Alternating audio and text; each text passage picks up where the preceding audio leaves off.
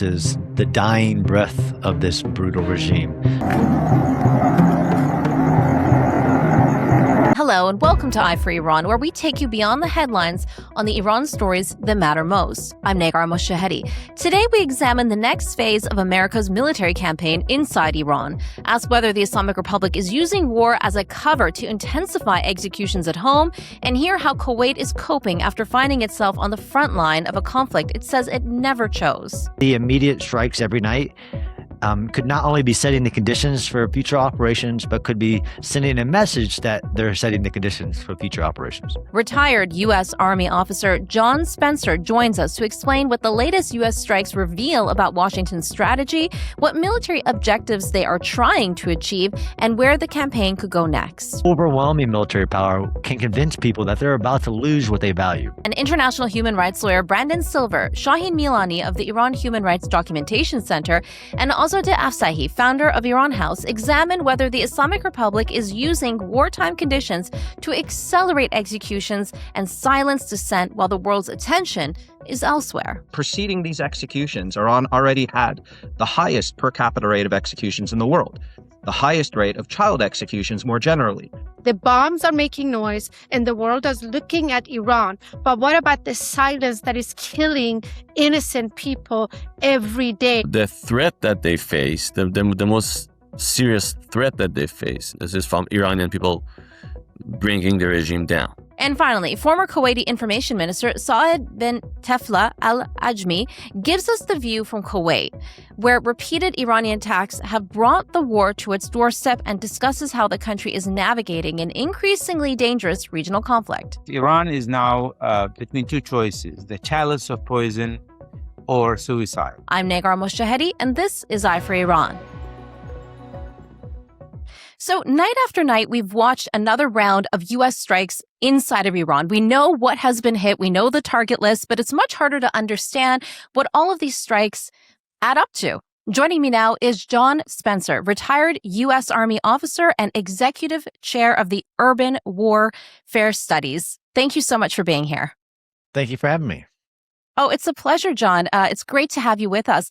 So the first wave of targets really focused heavily on coastal radar, anti-ship missiles, drone facilities, command and control sites, and Iran's ability to threaten the Strait of Hormuz. Now we're seeing bridges, railways, airports, communications infrastructure, and logistic networks increasingly targeting, especially Iran's southern region. So what does that shift tell you about where this military campaign is in the moment? And more importantly, what will all of this do to aid in the U.S. objectives here? But I think before we can answer that question, I guess I have to ask you, what is the end game so that we can understand if those objectives, what they are, first of all, and if they're being met? Sure. And again, thanks for having me. It's a great question, and I wish we would communicate it clearer than we have. If you go back to February 28th, the U.S. president gave a speech, outlined 4 objectives. April 1st, 12th, 13th, the White House reposted those. And I am also a student of war, understanding that objectives can change. But I would still stick to, it'd be great to have a more official speech on the objectives being, of course, the non-nuclear proliferation, the fact that the Islamic regime shall not have a nuclear weapons program at all, period. And originally, it was the Navy, which was related to the ability to threaten the Strait of Hormuz. This is not the first time the Islamic regime has done it.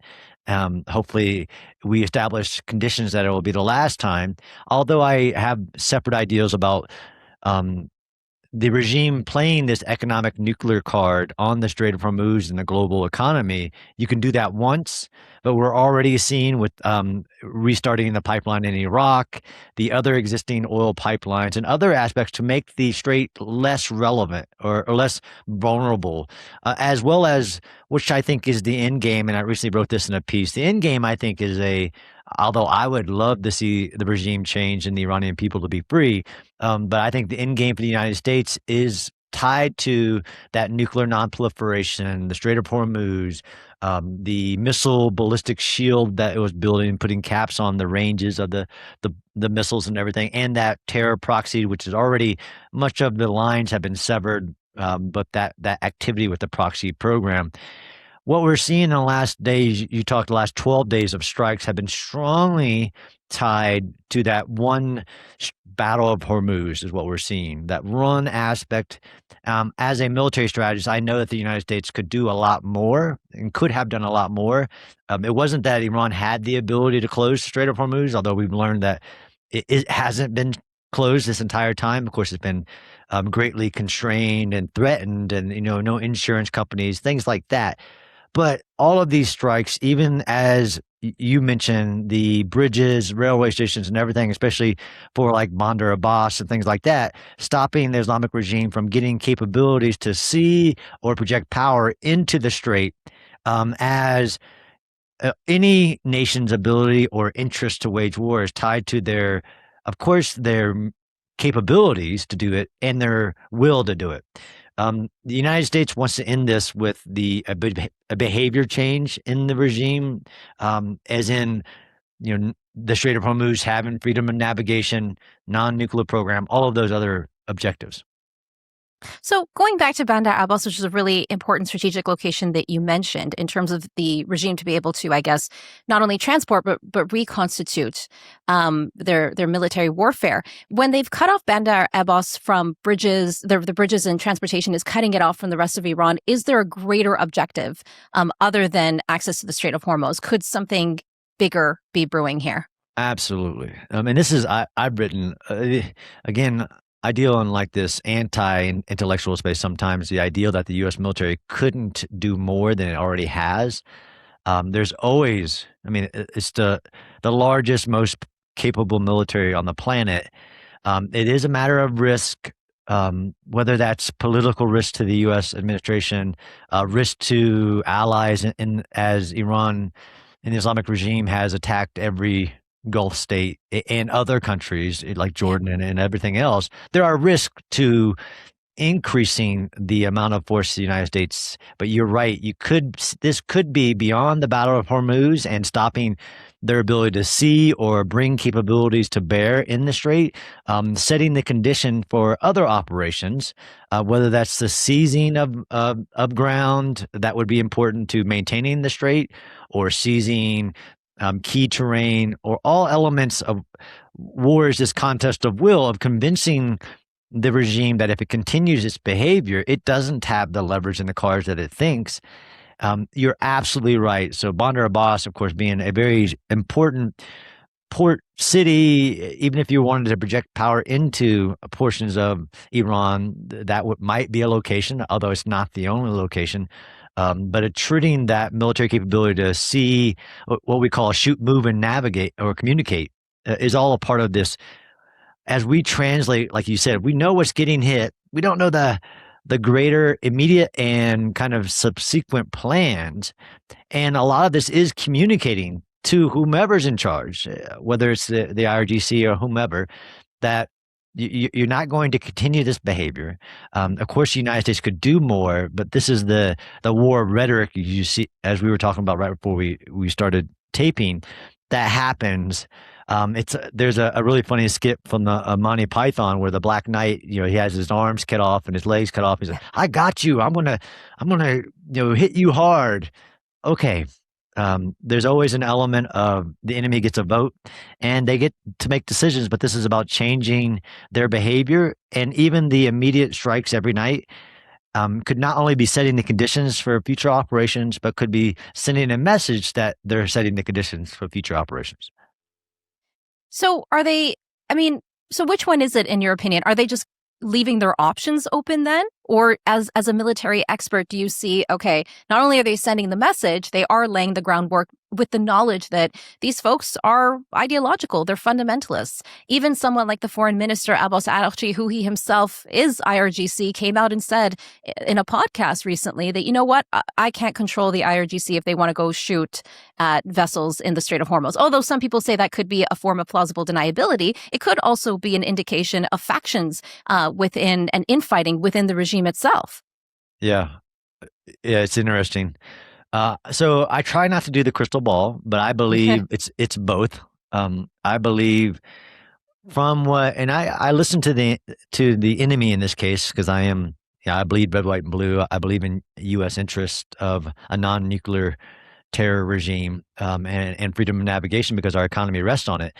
I don't believe that the people that are left now, since so many have been eliminated, are willing to change their behavior because they say so. That while we're doing things to reduce risk to commercial shipping in the Strait of Hormuz by taking away Iran's capabilities every night, every day, we're also setting the conditions, which is likely.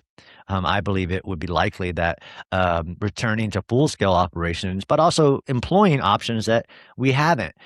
Whether that's cutting off power, not to the Iranian people, cutting off power to the regime, cutting their internet, their TV, all of the coercive levers they use to control the population are fully legitimate military targets in order to convince the regime that they are to threaten what they believe most. And despite Arachi or Galbaf or whoever, they do want to live. I truly believe that, and they want to stay in power. Whether those are the people that are standing here in a little while or not, I don't know. And what Israel and the United States were able to do at the beginning of the war was historic. So they can keep, what we call mess around and find out. He can keep with his rhetoric and believing that if he can't control the IRGC, supposedly, although we probably agree that he can, maybe somebody else. So he doesn't need to be the one with the microphone at the moment. Yeah, that's the interesting thing because ultimately, I think nobody really knows who is controlling the Islamic Republic right now, and that's what makes all of this so difficult and hard to predict, like you said. Absolutely. And war is uncertain by its very nature. Yes. So this idea that people can predict what the regime's going to do, let alone what we're going to do, or the likelihood that something gets through, whether that's to an American base or an allied country, there is absolutely uncertainty in this, but who has the power and the leverage should not be mistaken. It's the United States and Israel. I believe Israel would join us again if full scale operations were to restart, have the leverage, have the power. This is the myth of the asymmetric nature of war, that they have figured out the American weakness. I would not vote against the American resolve at this point because there is an issue of American deterrence. If the Islamic regime was able to coerce and to tax and toll the Strait of Hormuz however they want, it ripples across the globe for all nations, and it also has an impact to American deterrence, which is a factor of the global international order. Yeah, and the message that sends as well, with the Iranian regime holding now all of these Arab states essentially hostage. Absolutely. I mean, that appears to be their tactic. And they've already lost that. I mean, if you look at the deal with the Saudi Arabia that's being discussed, the UAE, that's huge. $2 trillion of the Gulf state trade deals with the United States, and now the Iraq deal. The people that believe they're winning in some way because they haven't survived, but those that are alive today are surviving, I think are just misinformed. So do you feel then that the Saudis being allowed the civilian nuclear infrastructure is tied into all of that, is what you're saying? It is a major component. It hasn't been the first time that this has been discussed. Personally, like the UAE's civil nuclear program, which again, the Islamic regime is not what they wanted. It's almost like that communist gets the dictator, like, we just want it for civil power, and he's laughing the whole time. I believe the Saudi nuclear program is a great deal if it is. I would love it to be tied to the Abraham Accords with Israel. I would love it to be as regulated and minimalist as the UAE nuclear power, which I think is great. Of course, the U.S. Congress inspections, all of these signing a non-nuclear proliferation, doubling down would all be a part of it. But it is a part of Iran losing, right? It is a part of Iran losing what it was trying to build in the Middle East, its status as a regional power, when they are turning all of these Arab nations towards, if not even Israel. I mean, if you look at Israel's help to the UAE and air defenses and things like that, at least to Western and other powers than the Islamic regime and China, which is another big loser in the Middle East. Yeah. And John, you talked about how the campaign started off with, I mean, literally a bang with the elimination of Khamenei, the success, the Israelis being involved in that, the joint operations. Earlier we saw not only Khamenei, but senior commanders and other key regime leaders being targeted, Shamkhani included, IRGC. Today, the emphasis appears to be more focused on infrastructure and military logistics and, like you said, the Strait of Hormuz. What does that change tell you? You mentioned that objectives can change or evolve as the war goes on. So if you could touch on that. And yet we're not seeing the same emphasis again on targeting senior political leaders of the regime's repressive apparatus or setting those conditions to allow the Iranian people to rise up against their own regime. What do you make of all of that? Yeah, it's a great question. If you go back to the 12-day war, eliminations of IRGC generals and senior commanders, nuclear scientists, and then you go to of course, the February, March operations, not just targeting the Ayatollah, but also the head of the IRGC, all of those other leaders that were eliminated. And like you said, all the repressiveness, the besieged checkpoints, headquarters, intelligence headquarters, all of those elements, a part of that, again, compelling the regime once the dust settles, the new leadership to do the will of the United States and Israel, which is where I do think this ends at a negotiation table, although I am not sure, even if it does end at a negotiation table, that the regime survives, because that's the nature of war as well, is that aftermath.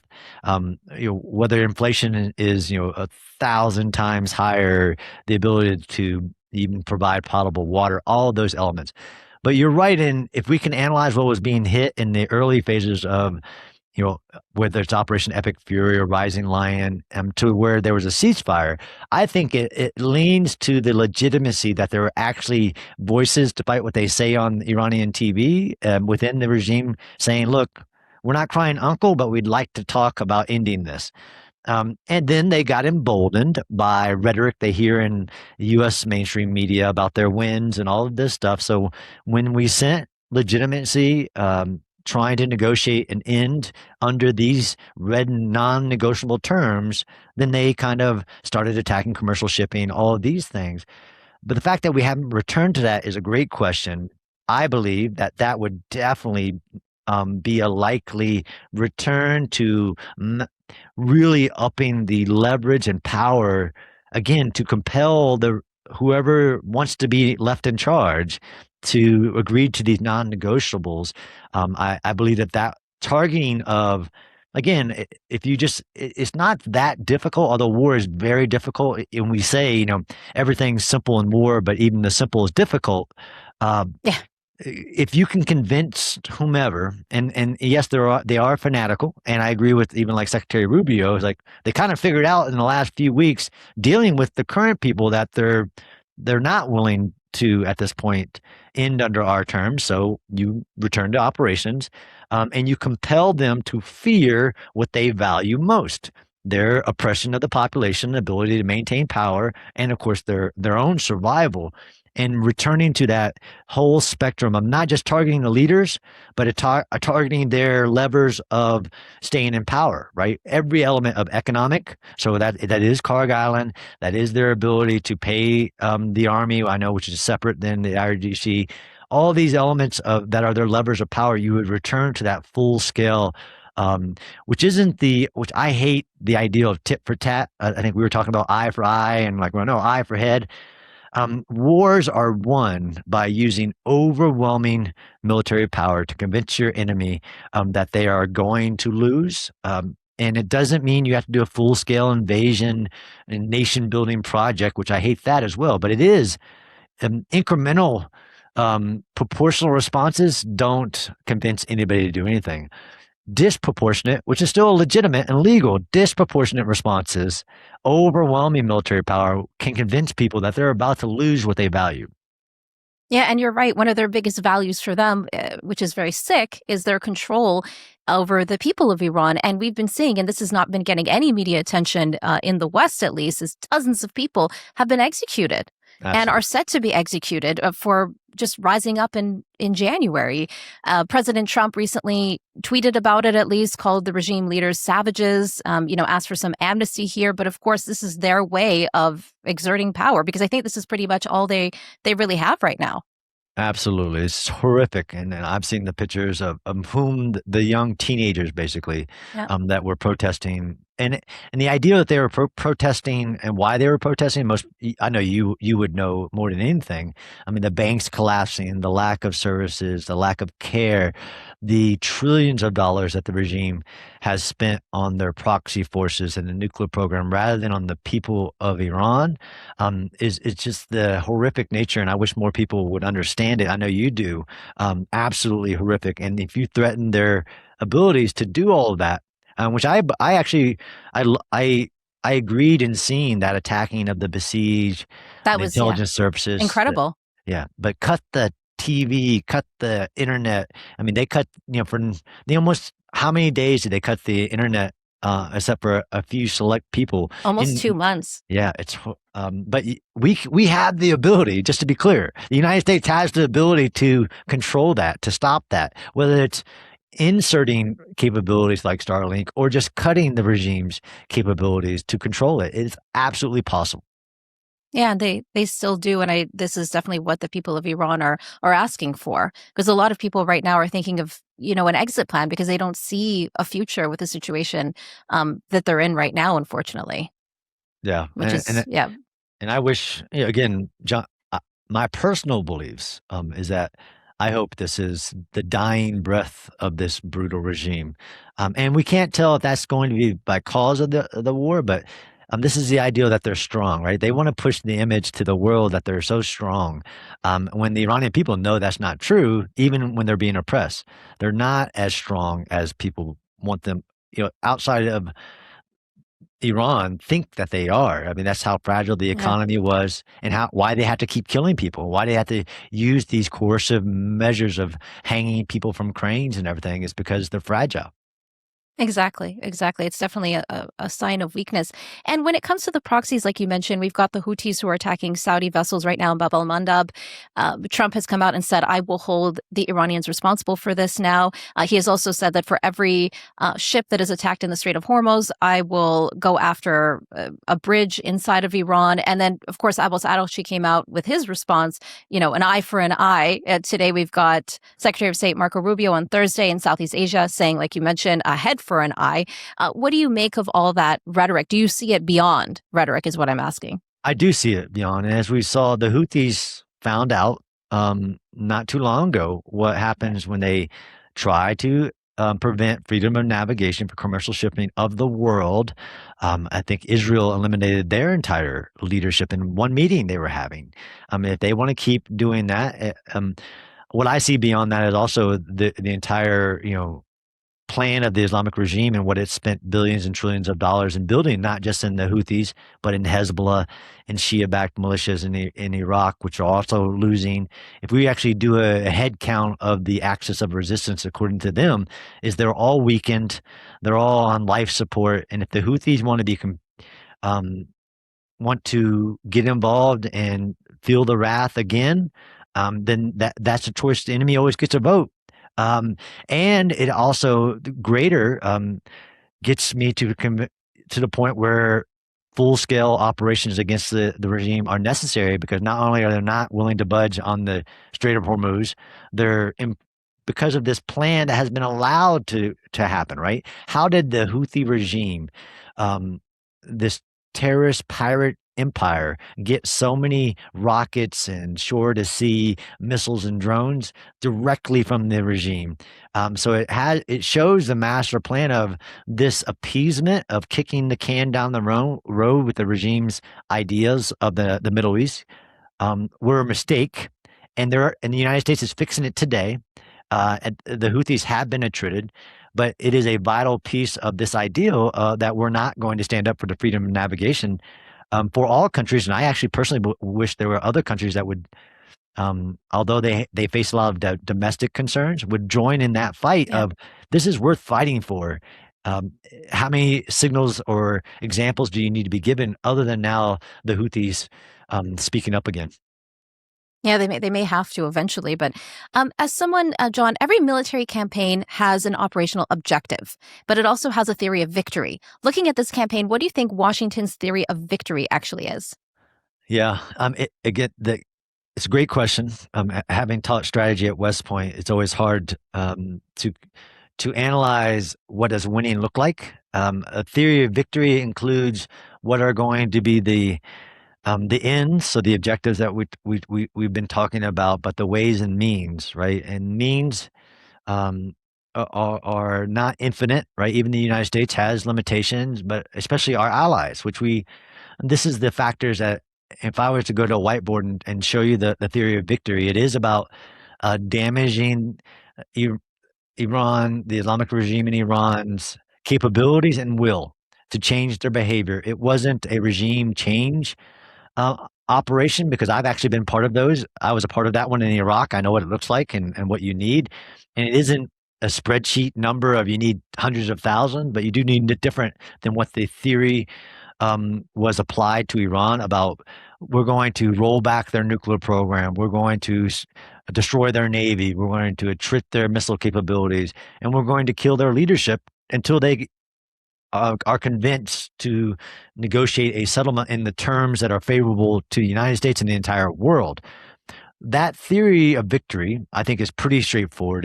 If anybody studies it, it's a limited war for these very specific objectives. And here's the air power, but the threatening of ground and other capabilities, air, sea, space, cyber, and actual land component. It is simple, but it's not, like I said, we're going to apply military means, but also the economic means, right? So if you let people just tell you about what the U.S. is doing militarily, but not talk about all the U.S. is doing economically, which we could do more, right? I know we're freezing crypto wallets. We've tracked down the Ayatollahs' mansions around the world and things like that. We could always be doing more, but the theory of victory is applying force to compel whomever is left to do what we want them to do in these very limited, which you would think would make negotiations easier. It's like, although I want regime change personally for the Iranian people, that's not what even they went to in the last couple of weeks with the negotiation. It's about no nuclear program, freedom of navigation, these things. And if they can't be convinced, right, if at that negotiation table, they want to come in with the rhetoric that they share with everybody else and say, well, we're not giving you anything. We have the leverage. Then you apply more ways and means to achieve the ends that you want.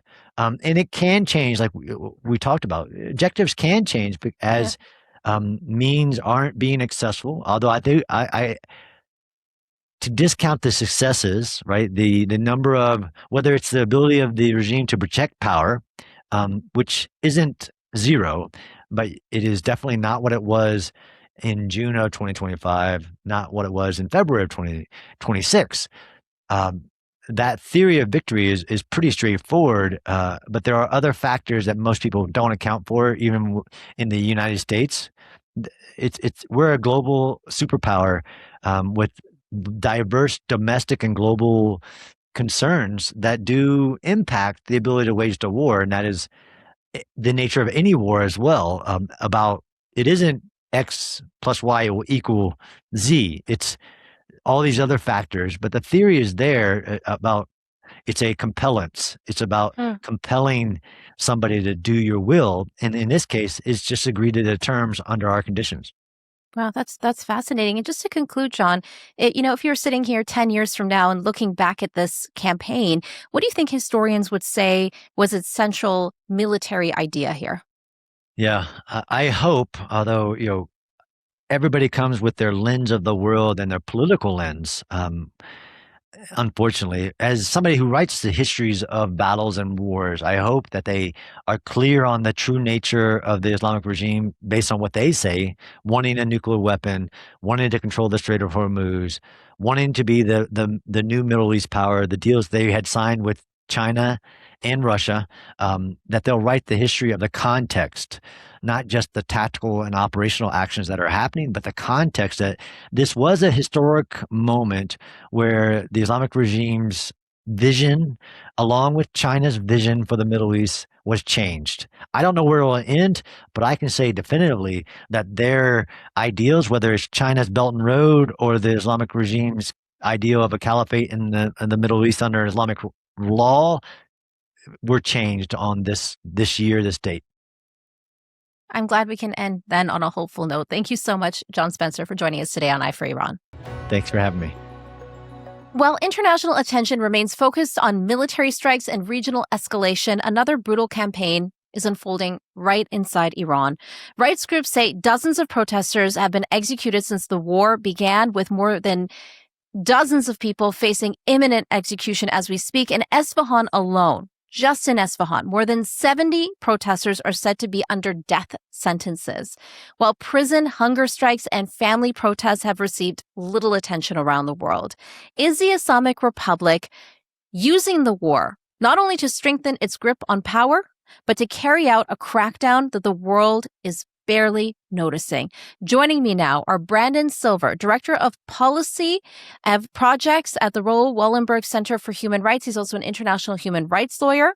Azadeh Afsahi, a human rights activist and founder of Iran House, and Shaheen Milani. He's also a human rights lawyer and the executive director of the Iran Human Rights Documentation Center. Thank you so much to all of you for being here on such an important topic. So let's get started. Right groups say that at least 45 politically motivated executions have taken place under what Iranian authorities are calling quote unquote wartime conditions. More than 70 protesters, like I mentioned, are facing execution in Esfahan alone, and Iran Human Rights estimates that around 100 political prisoners, and I know you're in touch with political prisoners, Azadeh, have already received death sentences. On Thursday, the regime executed Mehdi Khanaki, accusing him of being a spy for Israel, and of course is always a charge that they receive in a kangaroo trial.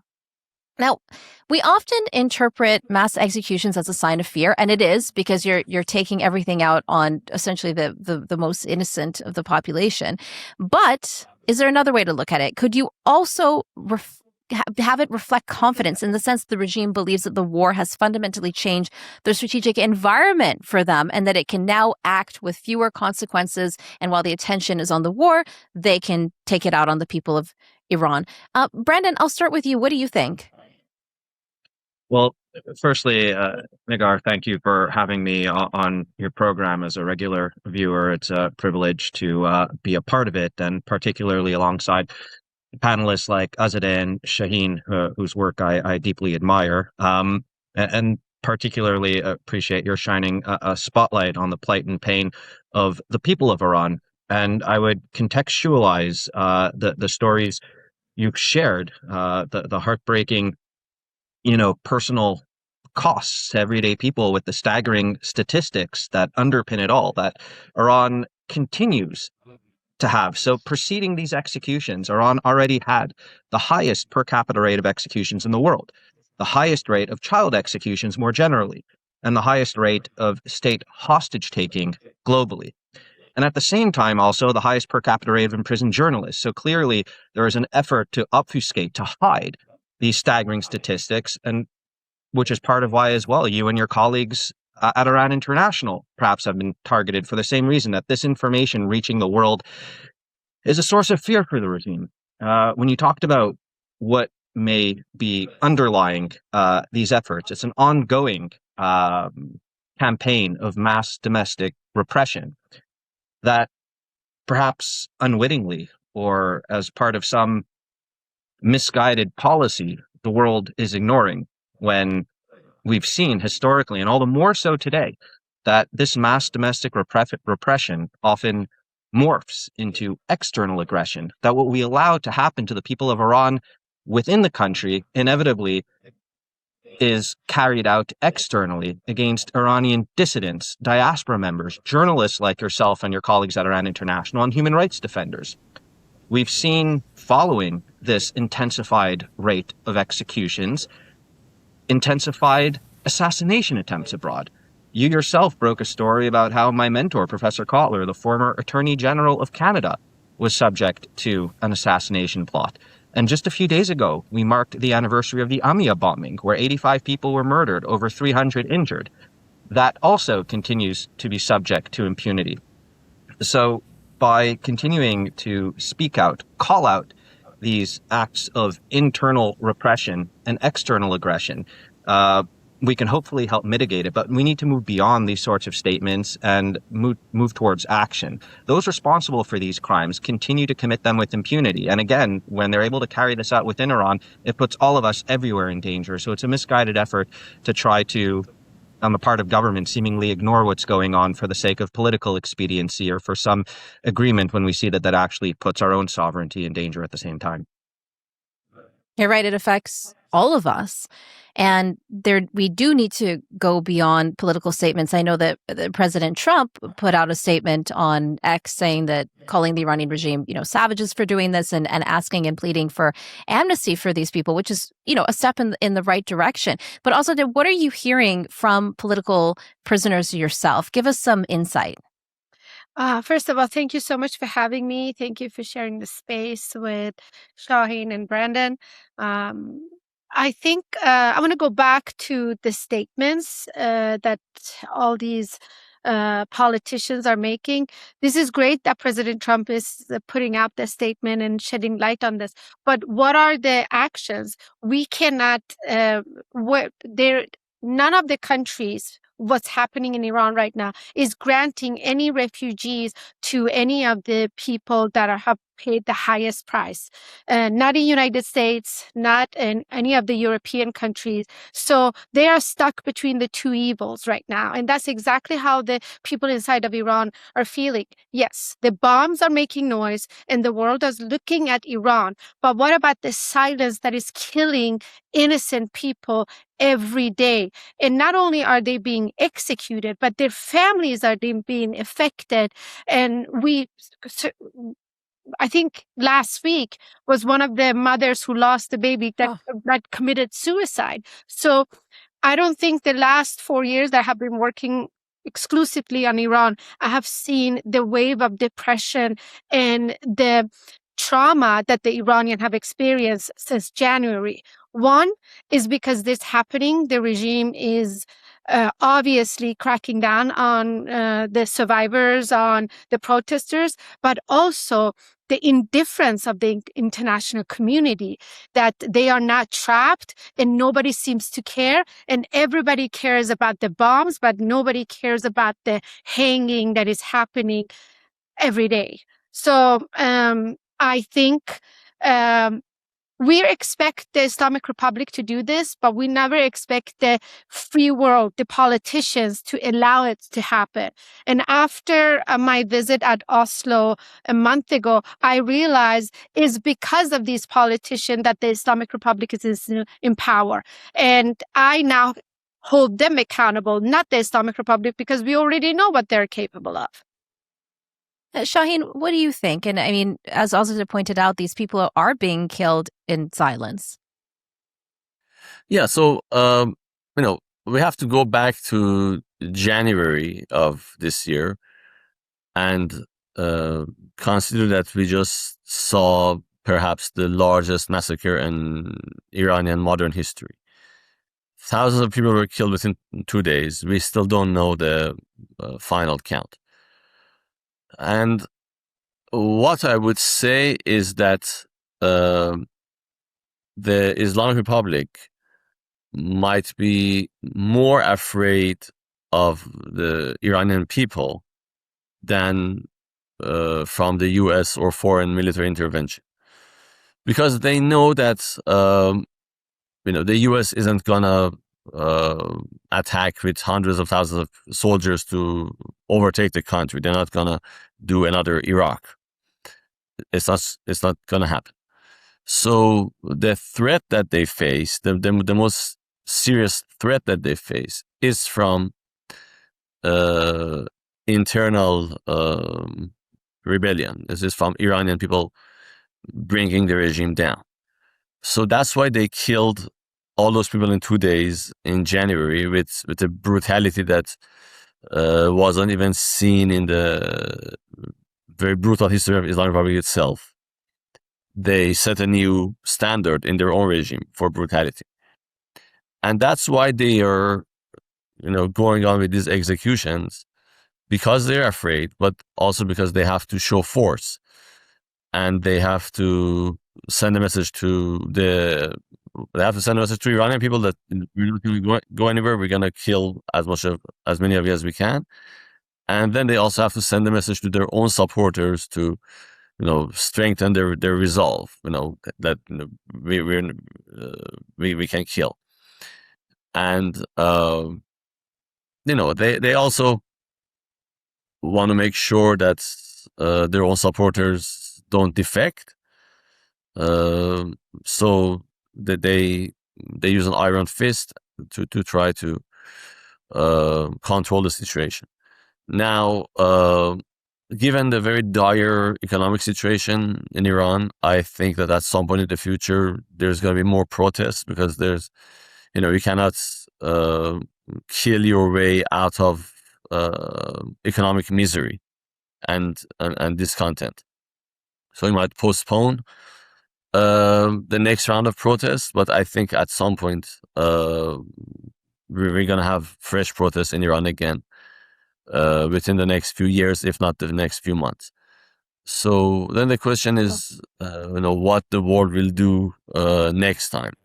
Will they be ready with, sanctions and a, complete repudiation of the Islamic Republic and its, the complete delegitimization of this regime, like expelling all the diplomats, acting in a way that shows that this regime is fundamentally illegitimate? Or they're going to continue the same manner of trying to negotiate with them and just criticize them a little bit, but not push for fundamental change. But I do hope that, I do think at some point maybe the rest of the free world will come to the conclusion that, like the Iranians will have, that this regime must go. But when that will happen, we'll have to see. Yeah. That's like what Azadeh was mentioning, that she holds those officials accountable to a certain extent. And like you said, Shaheen, it really depends in what direction we're going to go here. And you also said something interesting. They can't kill their way out of this when it comes to at least economic pain. But could they potentially silence a population by increasing and ramping up executions? What do you guys think? No. Absolutely not. I can tell you, for all the survivors that we are treating, whether it's been a psychological torture or a physical torture, I can assure you, all of them says once there is a protest, we are ready to go out again. And that's the resilience, I think, that society doesn't see, that Iranians are ready. They're just waiting, like Shaheen was saying, they're ready for that next ignition to be able to go out again. And these are people who have been paid the tremendous amount of trauma, have experienced, and they're saying that to me on a daily basis. I don't know where they get their resilience, but I'm sure I'm very proud of them. Yeah, it's really incredible and so inspirational. So, Brandon, on a policy level, then, with all of this in mind, what leverage do governments have to affect some sort of change here and to potentially influence the regime's calculations in the middle of this war? Because it appears like Shaheen and Azadeh were saying, that the regime is essentially stalling and buying time at the meantime right now.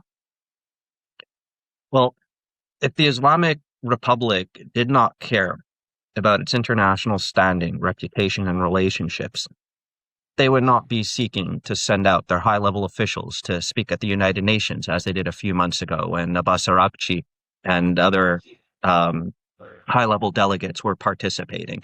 They would not be seeking to target you and Iran International and BBC Persia if they were not afraid of the information of their atrocities and crimes would be reported to the world. They would not be actively trying to evade and breach sanctions upon them. So I think their own behavior tells us where the leverage lies. As Shaheen alluded to, there must be consequences for these actions. So firstly, continuing to expose what's going on, hold them accountable, cut through the state propaganda is an important first step. And to ensure that there are walkouts wherever they may try to send an official. The fact that a number of states decried the Iranian leadership's crimes was frankly the bare minimum. Nobody should be shaking their blood-soaked hands. There should be expulsions. It's commendable that Canada had closed its embassy in Iran and likewise expulsed the Iranian ambassador some years ago. Australia recently did the same.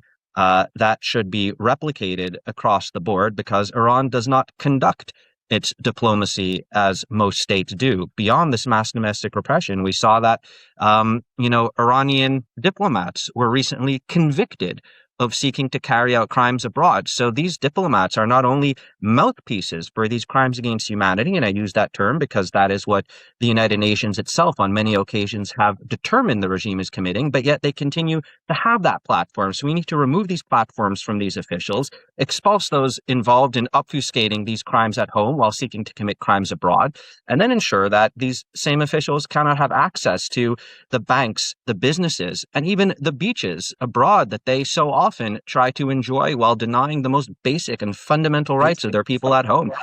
We're seeing, amidst this increase in violence and war, a lot of regime officials seeking to send their family members abroad to engage in illicit finance abroad. And that shows, again, another point of leverage that we can be engaging in visa bans, asset seizures. We have new law in Canada that allows for assets not only to be frozen, but to be seized. So I would propose that it would send a powerful message. Not only should we block these officials from entering the country and freeze their assets, but we should seize them and give it to their victims as a message of solidarity and support. If they're so afraid of these protests, we frankly should be offering the funding that these regime officials stole from their people to support those most in need of support on the ground. It's amazing the leverage that we still have in the West and what could still be done that hasn't been done, unfortunately, and maybe we will be headed in that direction, like you said, to incentivize the Iranian regime here in some form or fashion. Azadeh and Shaheen, I just wanted to conclude with you guys in terms of Azadeh, we'll start with you, and then Shaheen. Give us an idea, a sense of who these people are who are being killed or about to be killed. These are ordinary people, just like you and I, that want a different future for themselves and for their children.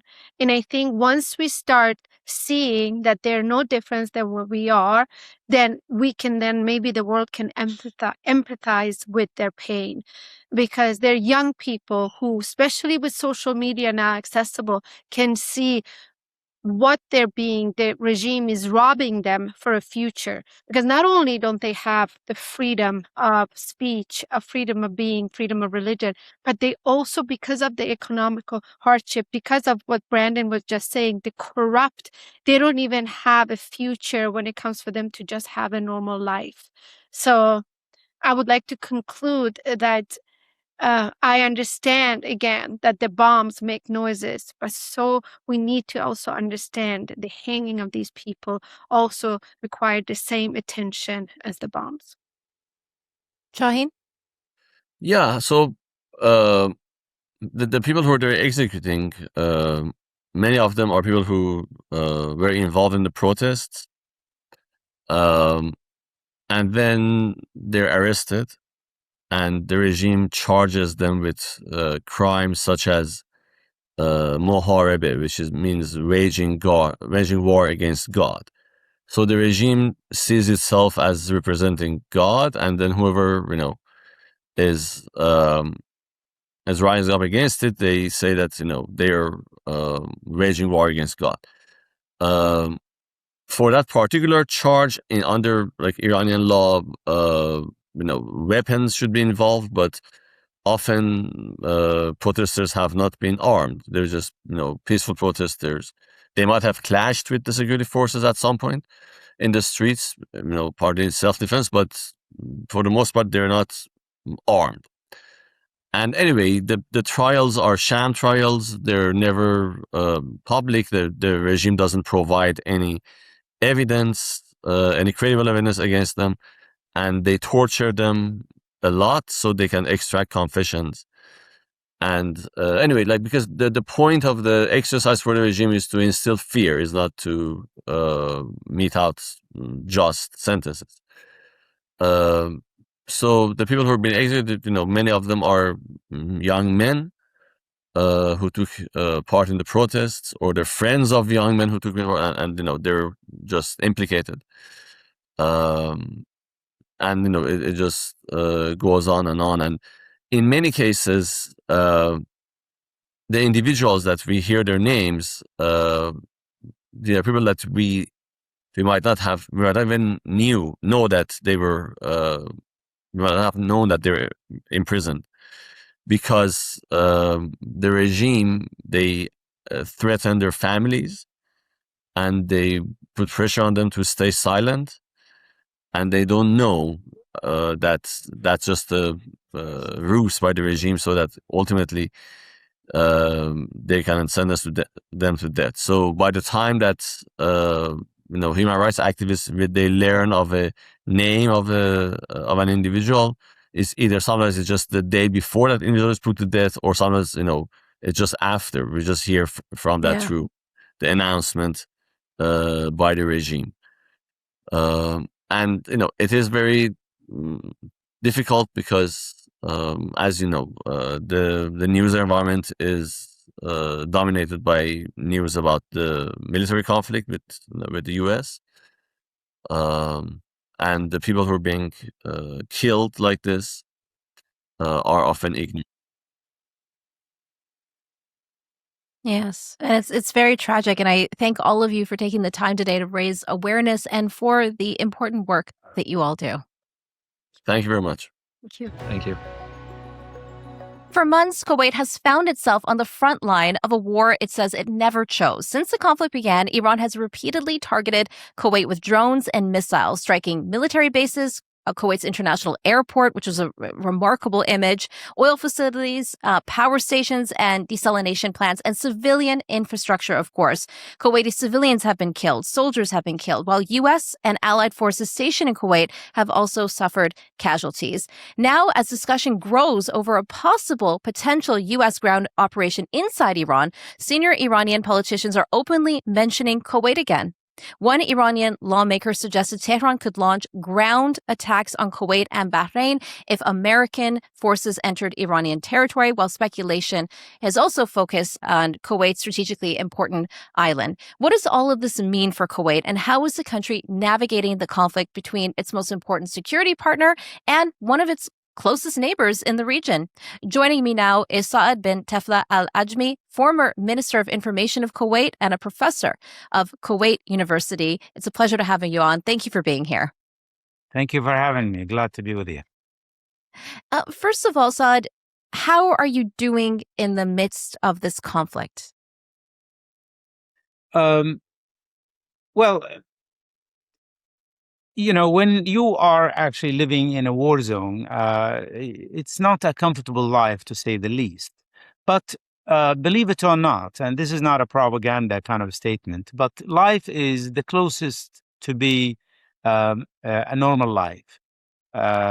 I go every day out, and because of the traffic and the heavy traffic, which is an indication of how people are actually going about their daily lives, yet we were actually, and still are, having a feeling of bitterness because Iran, and by Iran from now on, by default, I mean the Iranian regime. I don't mean in any way the Iranian people or peoples, had actually waged this war against us, although we have always extended an arm of friendship and cooperation, neighborly relations, trying our best to always be in a good accords with Iran, regardless of who rules in Tehran. But regrettably, as we have all witnessed, Iran is targeting what it thinks are soft targets in order to harm the international community, the international or the regional peace and international peace, and to disrupt international trade, thinking that that will pressurize the American administration to stop their attacks on them. Now, it is probably important to remind the esteemed audience that Kuwait, along with all GCC countries, have all along been from day one or even before the start of the war, we have come out openly to say we are against any attacks on any war against Iran or anybody else in our midst, and we are not going to allow anybody to use our military bases to launch attacks on anybody, particularly on Iran. And we have proven that. There is no such a clearer manifestation that we have not allowed the Americans to use our bases than downing three fighter jets, F-15 American fighter jets in the first week of the war. And now that is a clear indication that there has been no coordination whatsoever between the Kuwaiti armed forces and the Americans and the Israelis to launch attacks against Iran, because there is something called in fighter jets IFF, which is a correspondent or transpondent that indicates whether this jet is a friend. It's short for identification of friend or foe. IFF. Now, had that been activated, the Kuwaiti armed forces would not have actually downed them. But this shows you that they were not on our radars. They are not sending, messages that they are friends, and therefore they assumed that they were foes, and they downed those airplanes, which President Trump referred to as the Kuwaitis don't know how to use, our modern technology, and downed our trains, our planes, and that is simply not true. The fact of the matter is that there were unknown fighter jets in Kuwaiti skies, and the Kuwaiti armed forces and air defenses downed them because they did not recognize them. But that in itself implies clearly that there was no coordination in any form to attack Iran from the Kuwaiti bases. So despite that lack of coordination and the clear evidence that has been put out there to prove that, why has Kuwait, Bahrain, Jordan, but particularly Kuwait, have been particularly hardest hit in the region? Now, we think that there are two targets for that, or two objectives by the Iranian IGRC, ICRG, the Revolutionary Guard. A lot of acronyms, yeah, of course, yeah. IRGC, yeah. Yeah, too many abbreviations these days, actually. Hard to remember. Yeah. Anyway, one is to create a wedge amongst the GCC countries, that we are only attacking Kuwait and Bahrain. We are not attacking the UAE, Saudi, Qatar, and Oman as often as we used to at the beginning of the war. And therefore, probably the others will say, okay, well, in this case, if they are not hitting us, let them hit the Kuwaitis and the Bahrainis. That's not the case. They are all along saying that we are in the same boat. If you hit any one of us, you are hitting us. Now, the other one is because Kuwait had actually apprehended 4 high-ranking Revolutionary Guards officers who tried to infiltrate in the Kuwaiti territorial waters on the 1st of last May. And these are high-ranking officers, 6 of them. There has been a shootout with the Kuwaiti Coast Guards. 1 Kuwaiti Coast Guard was injured, 2 Iranian Revolutionary Guards fled, and 4 were apprehended. And we're talking about colonels, the level of ranking colonels of these 4, and they still are apprehended by Kuwait, and the Kuwaitis are investigating the reason behind this secretive mission. Of course, Iran said that they got lost. You don't get lost in a lake. Especially if you are a high-ranking officer, and you can see the Iranian borders from the very north tip of the Kuwaiti Bobian Island. There is only about 30 kilometers between the Kuwaiti Bobian Island and the Iranian land. And to say that they have they got lost in the north of the Gulf, which which Iran calls the Persian Gulf. On our side, we call it the Arabian Gulf. It would have been no problem had there been no, tension between the Iranians and the Arabs at this time. Who cares? I mean, at the end of the day, it would have been just semantics, not basics. But in any case, so that's one reason. The other is because Kuwait had actually disrupted Iranian cells after cells, secret cells that were recruited as a form of Kuwaiti Hezbollah in Kuwait, and well over 60 are actually being tried now for the formation of illegal cells to commit violent acts, and the Iranians are asking for them to be released. And on the other hand, I think there is some sort of an arrogant attitude towards these little small sheikdoms who just live on affluently on the petrodollars next door, and they're not listening to us. We are the greatest Islamic republic, and therefore they should actually just listen to what we say. The Kuwaitis are not having it. They're not listening to that. To the best of my knowledge, only a few days ago, like 2 or 3 weeks ago, the Kuwaiti foreign minister accepted to receive a call from the Iranian foreign minister, Abbas Arakchi. Throughout the war, throughout the attacks, he refused to talk to him. He said, you stop the attacks and we'll be very glad to talk to you. But they haven't. And I think that is also part of it. But there is also a sort of a geographic reason behind focusing on the attacks on Kuwait. Today, in my interpretation, my humble understanding, just 3-4 hours ago, a Kuwaiti border post was attacked by the Awliya ad-Dam, the guardians of blood, something like that is probably the best translation for it, which is an arm of the Revolutionary Guards in Iraq. They are part of the Hasht Sha'bi Popular congregation, which are militias, which are Iraqi, but are their allegiance is to the Revolutionary Guards in Iran. And now that was timed actually to coincide with, at the same time, the Iraqi foreign minister was being received by the Iranian president, Masoud Pezeshkian, in Tehran. At the same time, you can understand, you interpret that by saying, okay, so the Revolutionary Guards are saying, well, look, this Pezeshkian guy is nobody. We're the ones who rule Iran. Second message is, we're the ones who rule Iraq.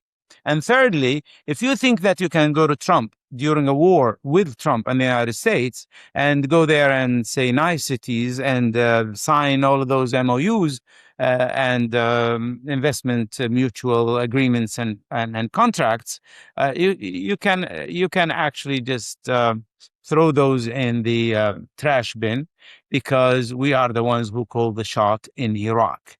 And don't do that again. You should have come to Tehran before you go to Washington. Now, these are, to some degree, in my view, are reckless kind of messages to be sent at a time when the prime minister of a neighboring state is visiting you. And we understand these kind of messages, but believe it or not, there is no panic in Kuwait. There is no panic in the GCC countries. People believe that, this should go away.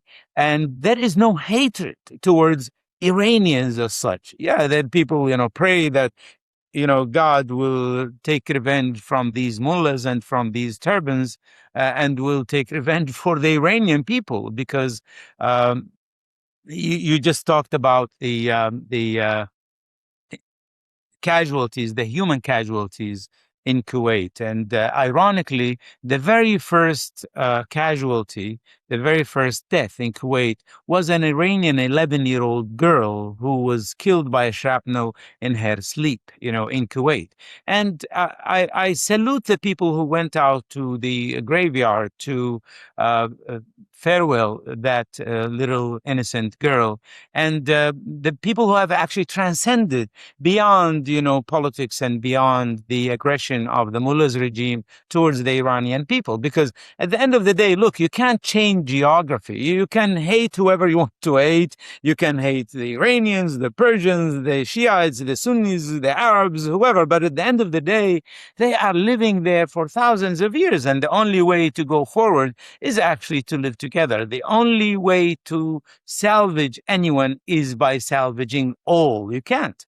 And that's why we still call for the de-escalation, the end of the war, ASAP. But unfortunately, our efforts have fallen on deaf ears in both Washington and in Tehran. So when we talk about de-escalation and this tragic death of this young girl, other people have died in Kuwait. There's been dozens of people injured, let alone from the airport attack. Clearly, there's been an evolution of targets towards civilian infrastructure in Kuwait. Has this war fundamentally, you mentioned that people are not panicked, but has this war in general fundamentally changed how these Arab states, Gulf states view the security risk that they're under and how they view the Islamic Republic, not necessarily the people, but the regime itself? Oh, that's a very good question. There is an ongoing debate here, actually, in this on this side of the Gulf, in the Arab countries. Some say, "Look, guys, let's take some brunt, let's take some punches, let's just get rid of this regime once and for all." If the United States is really intent on eliminating this regime, but the problem is that we don't know what the United States want. To be honest with you, I mean, you get conflicting messages, we get conflicting statements from President Trump. Objectives are not clear, and we are not in a position actually for any regime change anywhere in the world, let alone our neighbors, because that would be a pretext for them to do the same. And they have actually done the same because they've tried to change the regime in Kuwait. They had cells, terrorist cells that were captured here in Kuwait and in Bahrain. They have their proxies in Iraq, and they lost big time in Syria. And they are losing in Lebanon, especially with the rapprochement between the Lebanese government and the Israelis for the first time ever. It's about time for the Lebanese actually to have to take a breath, and just relax from this cycle of blood that had been created by the Hezbollah on the one hand, and the repercussion of their attacks by the Israelis. Now, what do we think is going to happen? There has been this sort of popular unity, the people's unity that is unprecedented, even during the occupation of Kuwait, the invasion of Kuwait back in 1990. And I've lived that era. I was a young man at the time. And yes, the feelings of the GCC countries were united at that time, but they're not even as close as united as they are now. Why? Because only Kuwait and to some degree Saudi Arabia were attacked by Saddam regime. Kuwait was invaded and occupied. The Saudis received a few missiles, and Khafji was invaded, and for a few days, a couple of days, and then it was liberated. This is a northern town in Saudi Arabia. But apart from that, no other GCC country was attacked by Saddam Hussein. Whereas during this war, the all 6 GCC countries are attacked at the same time by the mullahs regime in Tehran, including those who are supposed to be friendly and mediating. The Omanis, the Omani Sultanate called the Iranian president to console him for the demise and the death of Ali Khamenei. An hour later of that phone call, they were attacked in Oman itself. And in Qatar at the same time. So I think also that is not just a clear policy of attacks. In our view, there is a sort of a fragmentation in the leadership in Iran now, and it is a clear, not just bipolar, but maybe multipolar, leadership and conflict within the Iranian axis of power inside Iran itself. You ask the Pakistanis, and they will tell you that we are really trying to mediate, but sometimes we have a problem of who to communicate with. Who do we contact in Tehran? Is it Bezeshkian? Is it Arakchi? Is it Ghalibaf? Is it Ahmed Vahidi? Is it, they are not so clear. And I don't there is know. also of communication as well. Sorry? I don't know. I don't know who it is either. Nobody really knows at this point. Yes. Well, that is the problem. Now, Yes. some say, well, look, what about the scenario of the collapse of the Iranian state? But pragmatically, it's not in our favor. Look at what happened in Iraq when Iraq went through a 2 decades of vacuum of power and infighting and sectarian fighting in Iraq. That is devastating for the Iraqi people, but it's not good for the stability of the region as a whole. Now, Iran is thrice, 3 times the size of Iraq, and the population is twice the population of Iraq, if not more.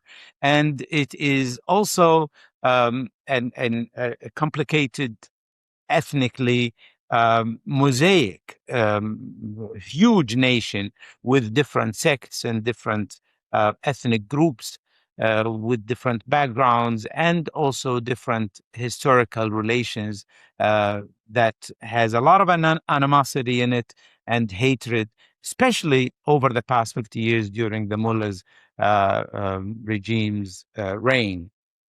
Now, is that better than having a regime change in Iran? Well, I agree with President Trump on this in this regard, that there has been a regime change, but has it been to the best or to the worst?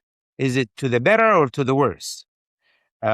So far, very hard to talk any reason to anybody in Iraq, in Iran nowadays. And if you've read my article, I think that with this ongoing nightly attacks targeting the infrastructure of the Revolutionary Guards, and I hope that they are avoiding any civilian targets of any type whatsoever in Iran, I don't think that they can sustain that.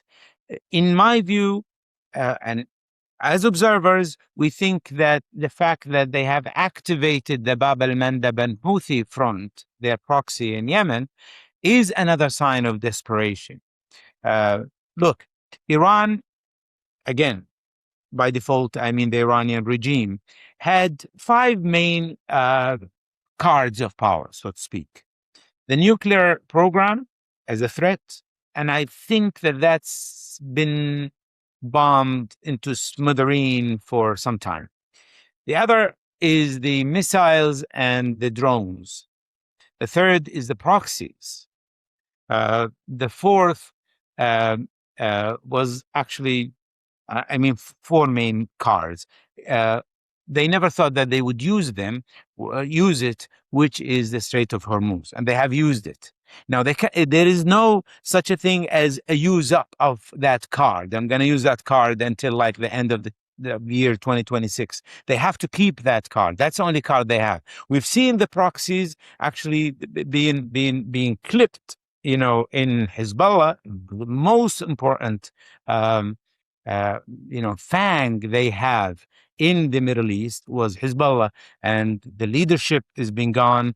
The battle of the pagers have actually decimated the leadership of the party, which had funneled billions of dollars of the Iranian people's money to create this militia, which is an arm of the Revolutionary Guards in Lebanon for the past 50 years, causing havoc and mayhem and destruction for the Lebanese people, primarily the Shiites, who are the dominant inhabitants of South Lebanon. Their towns, their villages, and there is well over 1 million. I was in Beirut just 3 weeks ago, and I've seen people literally living on the street.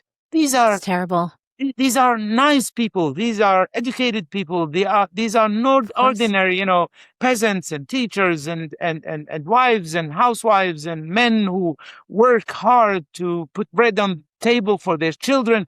And they're living on the street, literally. And there are hundreds of thousands of them. And they are probably 90% Shiites. Who caused this? What is supposed to be an Islamic Shiite, state, causing this catastrophe for the Shiites of Lebanon. Now, this has all gone. I think the most, or the hay that broke the camel's back, so to speak, was the collapse of Bashar al-Assad's regime. Yes. And the flight. Significant. Yes, because that actually had cut off the main line between, the heart of the Mesopotamia, the heart of what King Abdullah of Jordan called the Shiite crescent, cut it into the middle. And the Iraqi Shiites, most of these, we know them by name, by the way. Actually, most of these leaders, we know them from the days of Saddam. They were the ones who would be chanting, Saddam, your name frightened America, Saddam, اسمك هز أمريكا, shook America, literally. Then there are the same people who are saying, down with America, down with Israel nowadays, the same chants with Iran. And tomorrow when the Iranian regime falls, they will change to something else. I don't know what the chant will be, but, depending on who the guardian is. Late Khomeini never really liked or trusted the Iraqi Shiites. And I mean by the Iraqi Shiites, not the Iraqi Shiite people. I mean the Iraqi Shiite political thought. They're against Velayat al-Faqih too, which Khomeini brought into force. Yes, that's why he called them the people of Kufa. And Kufa was the town, but he implied that they were the killers of Ali and Hussein. They're the ones who killed Ali and Hussein, the cousin of Muhammad and his grandson. So then you are left with the Houthi. The Houthi is also cornered in Sana'a and in the northern mountains of Yemen. I thought because of differences of the Vilayat al-Faqih, they are not 100% followers of the Vilayat al-Faqih, but I think that the Iranian regime must have exerted tremendous pressure to convince them to activate the Bab al-Mandab Strait, card. And they have yesterday. And I think that they will pay dearly for that, because that will bring in the Brits and the French and perhaps even NATO, because this is a more important lifeline than even the Strait of Hormuz, because it connects Europe, Africa, Southeast Asia, and the world together. Or else you will have to go to the Cape, South African Cape, in order to go around Africa to reach Europe. And that is a strenuous journey that the world trade is not willing to take at this time. And more expensive, for sure. Much longer and much more expensive. Yeah. Very much so. So it sounds like, and in your article, you laid out, and I read it, it was an excellent piece, that Iran now has a choice between poison and suicide. It looks like there's no good options here. If NATO gets involved, this war is going to get much, much bigger. And you also mentioned that Kuwaitis want de-escalation. That is the goal, but it appears that it's not headed in that direction. Even Abbas Araghchi in a recent interview said that if the Americans go for Iran's nuclear capabilities, Trump has recently threatened to go after Pickaxe Mountain, which is a highly, deeply buried nuclear site, that there would be radioactive fallout in the entire region. So if you take the Iranian leadership's threats at their word and seriously, what are the options now left here if it appears to be going in the, I guess, path of escalation? What would you advise as an advisor? I know that you are an advisor to the Kuwaiti government as well, and a former minister yourself. What would your piece of advice be? I am not a formal informally, advisor. But still, you do advise they informally. Talk to me every now and then, but they don't necessarily to listen to my advices, But anyway, in my article, yes, I said that Iran is now between two choices: the chalice of poison or suicide. And the chalice of poison is reminiscent to what late Ayatollah Khomeini said back in 1988 when he finally succumbed and surrendered or accepted the UN Security Council resolution to end the Iran-Iraq war. Saddam Hussein launched an all-out war against Iran back in 1980. For 2 years, he thought he was winning, and then the Iranians turned the table, and Khomeini insisted that it continued. The war continues until the fall of Baghdad on the way to Jerusalem, and that he was going to go to Jerusalem through Najaf and through Baghdad. That didn't happen, and he had to eventually accept the Security Council resolution to end the war. And he made that statement of saying, by accepting that, I have drunk the chalice of poison. Now, by the same analogy, I'm saying, look, Iran cannot sustain this siege, this war, this isolation. 2817 is Security Council resolution passed last March. It calls on Iran to stop the aggression against the GCC countries and called it an aggression, and it urged it to halt it. Now, the Security Council passed that resolution with no veto from its two allies, China and Russia, because it's flagrant aggression. Now, this shows you the isolation that they are living now, the regime itself, let alone they are incapable of presenting a one man, one voice. They have supposedly a successor to late Ali Khamenei, who's his son, Mujtaba Khamenei. But where is he? Nobody knows what he is. Yeah. And that actually has a tremendous moral impact on the fighters and on the people themselves. And it had destroyed completely the political Shiite narrative of Muawiyah, giving power to his son Yazid, but then you get Khamenei giving, power to his son Murtabak. Supposedly, if he is still there, we don't know where he is. So this chaos is also another indication of where Iran is heading. Our information is that the past 12 nights of sustained air raids by the Americans are very selective towards the Iranian Revolutionary Guards and their installations and their missiles and missile manufacturing and so on and so forth. And that the damage is beyond description. And they cannot sustain that unless they try to commit suicide. And that's the other alternative, which is, if you had pragmatists like Rafsanjani, for example, or even Ali Larijani or Ali Shamkhani, you would probably think, wait, guys, let's go back to Islamabad and tell them that please design something for us to make us look as if we have not come to the negotiating table the Americans did in some way or another. Because Mujtaba supposedly said or issued a statement saying that we are not going back to negotiations whatsoever. Now, if they go back to negotiation, that's the chalice of poison. If they don't, they will continue as they are. They are, on the road of total demise. So yes, the choice is theirs. What do we hope for?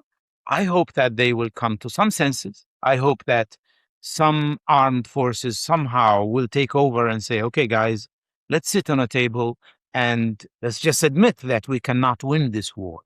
But if they don't, and they are, like you mentioned, it's a multipolar system right now. We don't really know who has the leadership there, who's really making the decisions. And if somebody makes the decisions, you don't have potentially spoilers coming in after, like you had the IRGC shooting at vessels in the Strait of Hormuz. Because I mean, keeping the MOU seemed like a very simple task that was much of the leverage was in favor of Iran. All they had to do was not attack ships. So if we don't have that, will Kuwait be forced into having a more active role against the Iranian regime, even despite the fact that they don't want to and are striving for de-escalation? Will the Arab countries have to come together? Will Israel have to get involved too and show support? What do you think? That's a good question.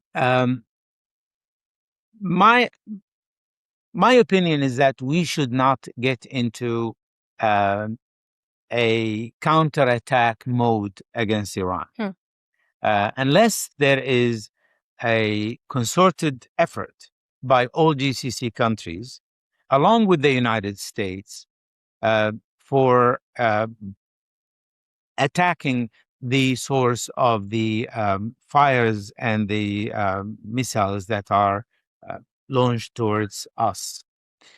We are hoping, and I'm only talking about myself, that we can talk to the Pakistanis to say, look, all we need now is for them not to hit the water desalination plants and electricity plants. Because, the excuse is that, well, the Americans are hitting our, installations of water and electricity. Yeah, but these are the great Satan. You're not supposed to be Satans and satanic in your counteraction against your brethren Muslims and neighbors. And who is going to suffer when you counterattack by attacking these water desalination plants? The children in Kuwait? I mean, the Kuwaitis constitute only 1/4 of the population in Kuwait. The rest are non-Kuwaitis. Even if you want to hurt the Kuwaitis alongside, you're going to hurt 3 millions who are not Kuwaitis and expats who live in Kuwait with their children and their families. Now, if we can talk some sense, at least, or mediation for the time being, to make them avoid not deliberately attacking these electricity plants and water desalination plants, that would probably at least ease the attention for the time being, de-escalate in order not to directly threaten people's livelihood, daily livelihood. And I want to assure you one thing, even if they destroy all the electrical generational plants, we have the intra-Gulf network of electricity, which we can immediately activate and we'll get the same amount of electricity. But why do that? We are not going to die of thirst because we have water reserves on the one hand, and we can always import water from other GCC countries, including Saudi Arabia, primarily Saudi Arabia. But is that what Iran, how is Iran going to benefit from that? How are the Iranian people going to benefit from that? They don't. Exactly.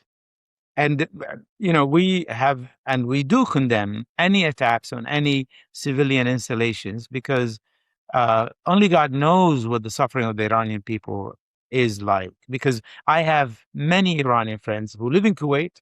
A lot of people don't know this, but thousands of Iranians live in Kuwait. Many of them come to my diwaniya, it's like a gathering, and they walk in and they're Iranians and we talk. And, when there was an aggression by a country against the country in which you live, people are not at ease at all. They feel uncomfortable. They feel shame it's also. Normal. I am living in this country. I'm working in this country. I'm supporting my family back in Iran, because I'm living in this country, and I'm still safe in this country. And, I don't want to sound like we're fishing for compliments or anything. We're just being pragmatists. And it speaks volumes of Kuwait itself. That's a good thing. It speaks volumes of the character of Kuwait. Yeah. Exactly. Because we've always lived with the Iranians for thousands of years. And we want to live with them for thousands of years because, look, to live in history, to live in the back is just idiotic, to say the least. It's stupid, I read all this literature by some Arabs, about the Persians and, the Islamic conquerors and the Arab conquerors in Al-Qadisiyah and all of that crap, which is 1,500 years ago. And those were the good old days of wars. It's swords and spears. Nowadays, it's bombs and it's drones and it's blind machines that just fly and hit civilian targets and kill innocent people. It's no longer that bravery and chivalry and horses and cavaliers and camels and no, it's completely different warfare, and it's devastating, and it has no courage whatsoever. It's different, and Iran. And I'm not saying this to sort of insult you or anything, but I mean, like, they should learn the lesson. Look, Of course. in modern times, they have lost in Iraq. Iraq didn't win the war, but they haven't won it either. They have eventually had to give in to the Security Council resolution and not to go to liberate Jerusalem through Baghdad. Now, this is very bitter achieved by the late war criminal Saddam Hussein, make no doubt about it. And they have lost in Syria. I mean, how many have they invested of the Iranian money for half a century to support a sectarian, vicious, ugly regime against the Syrian people? Billions and billions, and lives of their own, young people who died in Syria for the sake of the Syrian regime. How many have they, spent?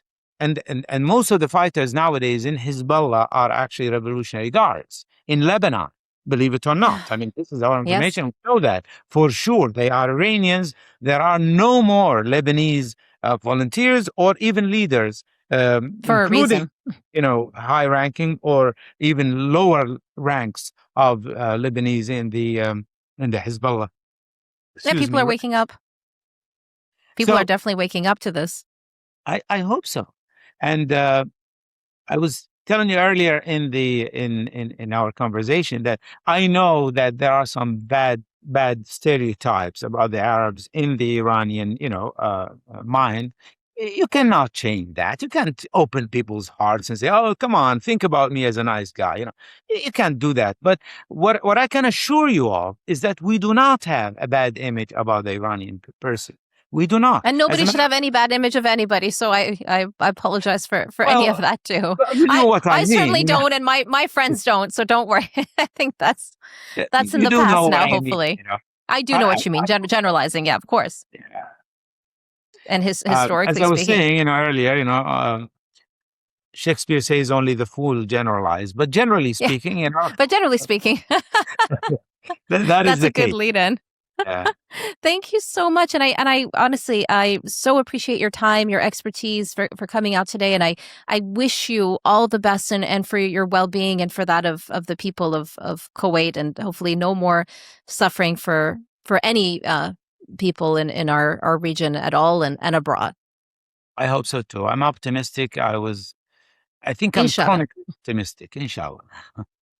Thank you so much. I like that. Chronically optimistic. Thank you again for your time. Thank you. If you like this episode, you can hit the like button. You can also leave us a comment. Let us know what you think. You can also sign up for our weekly briefing newsletter at iranintl.com/newsletter.